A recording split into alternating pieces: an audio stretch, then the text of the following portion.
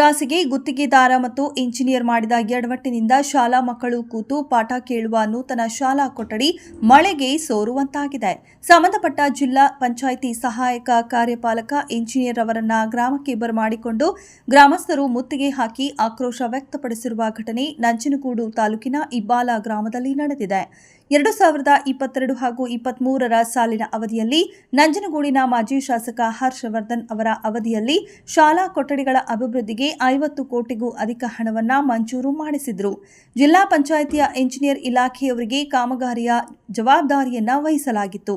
ನಂಜನಗೂಡು ತಾಲೂಕಿನ ಇಬ್ಬಾಲ ಗ್ರಾಮದ ಸರ್ಕಾರಿ ಹಿರಿಯ ಪ್ರಾಥಮಿಕ ಶಾಲಾ ಕೊಠಡಿಗೆ 14 ಲಕ್ಷಗಳ ಹಣವನ್ನು ಮಂಜೂರು ಮಾಡಿ ಜಿಲ್ಲಾ ಪಂಚಾಯಿತಿ ಎಇಇ ವೆಂಕಟೇಶ್ ಎಂಬುವರು ನಂಜನಗೂಡಿನ ಸ್ಥಳೀಯ ಗುತ್ತಿಗೆದಾರ ವ್ಯಕ್ತಿಯೊಬ್ಬರಿಗೆ ಯಾವುದೇ ಟೆಂಡರ್ ಇಲ್ಲದೆ ಕಾಮಗಾರಿಯ ಜವಾಬ್ದಾರಿ ವಹಿಸಿದ್ದರು.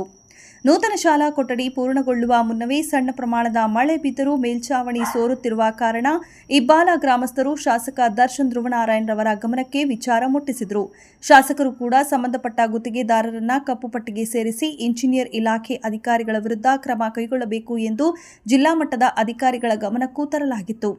ಇಬ್ಬಾಲ ಗ್ರಾಮಸ್ಥರು ನಂಜನಗೂಡು ಜಿಲ್ಲಾ ಪಂಚಾಯಿತಿಯ ಸಹಾಯಕ ಕಾರ್ಯಪಾಲಕ ಇಂಜಿನಿಯರ್ ವೆಂಕಟೇಶ್ ಮತ್ತು ಇಂಜಿನಿಯರ್ ಈರಯ್ಯ ಎಂಬುವವರನ್ನ ಸೋರುತ್ತಿರುವ ಕೊಠಡಿ ಬಳಿ ಬರಮಾಡಿಕೊಂಡು ಹಿಗ್ಗಾಮುಗ್ಗಾ ತರಾಟೆಗೆ ತೆಗೆದುಕೊಂಡಿದ್ದಾರೆ. ಗ್ರಾಮಸ್ಥರ ಮಾತಿಗೆ ಉತ್ತರಿಸಲಾಗದ ಅಧಿಕಾರಿಗಳು ಸ್ಥಳದಿಂದ ಕಾಲ್ಕಿತ್ತಿದ್ದಾರೆ. ನಂತರ ಮಾತನಾಡಿದ ಗ್ರಾಮಸ್ಥರು, ಕಟ್ಟಡ ನಿರ್ಮಾಣದ ಸಂದರ್ಭದಲ್ಲಿ ಅಡಿಪಾಯವನ್ನ ಸರಿಯಾದ ರೀತಿಯಲ್ಲಿ ನಿರ್ಮಾಣ ಮಾಡದೆ ಕಳಪೆ ಪ್ರಮಾಣದಲ್ಲಿ ಸಿಮೆಂಟ್ ಮತ್ತು ಗುಣಮಟ್ಟದ ಡಸ್ಟ್ ಬಳಕೆ ಮಾಡದೇ ಇರುವುದು ಕಂಡುಬಂದ ಕೂಡಲೇ ಗುತ್ತಿಗೆದಾರನಿಗೆ ವಿಚಾರ ಮುಟ್ಟಿಸಿದವು. ಮೇಲ್ಛಾವಣಿ ಕಾಮಗಾರಿ ಮಾಡುತ್ತಿರುವ ಸಂದರ್ಭದಲ್ಲಿ ಗೋಡೆಗಳು ಅಲುಗಾಡುತ್ತಿದ್ದವು. ಇದನ್ನ ಕಂಡ ಕೂಡಲೇ ಕಾಮಗಾರಿಯನ್ನ ಸ್ಥಗಿತ ಮಾಡಲು ಮನವಿ ಮಾಡಿದ್ರು. ಗುತ್ತಿಗೆದಾರ ಮತ್ತು ಜಿಲ್ಲಾ ಪಂಚಾಯಿತಿ ಅಧಿಕಾರಿಗಳು ಹಣದ ದುರಾಸೆಗೆ ಬೇಕಾಬಿಟ್ಟಿ ಕಾಮಗಾರಿಯನ್ನ ನಿರ್ಮಾಣ ಮಾಡಿದ್ದಾರೆ. ಕಳಪೆ ಕಾಮಗಾರಿಯಿಂದಾಗಿ ಶಾಲಾ ಮಕ್ಕಳನ್ನ ಸಾವಿನ ಕೂಪಕ್ಕೆ ನೂಕುವಂತಿದೆ ಎಂದು ಆಕ್ರೋಶ ವ್ಯಕ್ತಪಡಿಸಿದರು. ಈಗಾಗಲೇ ಸಂಬಂಧಪಟ್ಟ ಸ್ಥಳೀಯ ಶಾಸಕರು ಹಾಗೂ ಜಿಲ್ಲಾ ಮಟ್ಟದ ಅಧಿಕಾರಿಗಳ ಗಮನಕ್ಕೆ ತರಲಾಗಿದ್ದು, ಗುತ್ತಿಗೆದಾರ ಮತ್ತು ಜಿಲ್ಲಾ ಪಂಚಾಯಿತಿ ಇಲಾಖೆ ಅಧಿಕಾರಿಗಳ ವಿರುದ್ಧ ಕ್ರಮ ಕೈಗೊಳ್ಳಬೇಕು ಎಂದು ಆಗ್ರಹಪಡಿಸಿದ್ದಾರೆ. ಜಿಲ್ಲಾ ಪಂಚಾಯತಿಯಿಂದ ಬಿಲ್ಡಿಂಗ್ ಆಗಿದೆ.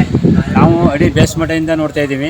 ಆ ಬೇಸ್ ಮಟ್ಟಿಗೆ ಇಂಜಿನಿಯರಲ್ಲಿ ಕಾಂಟ್ರಾಕ್ಟ್ಗೆ ಅಲ್ಲಿ ನಾವು ತಿಳಿಸ್ತಾ ಇದ್ದೀವಿ, ಸರ್ ಅಡಿಯಿಂದ ಭದ್ರವಾಗಿ ಕಟ್ಟಿ ಅಂದ್ಕೊಂಡು.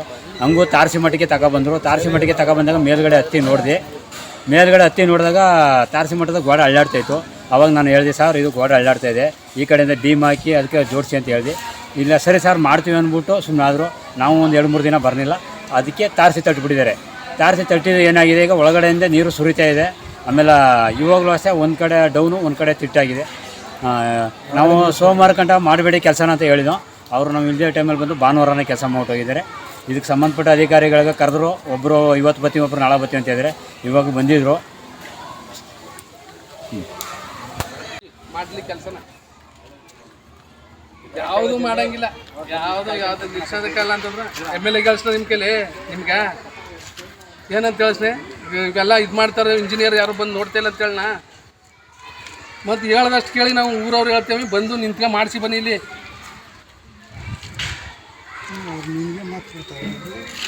ಹಂಗಾರೆ ಬರ್ಕೊಡಿ.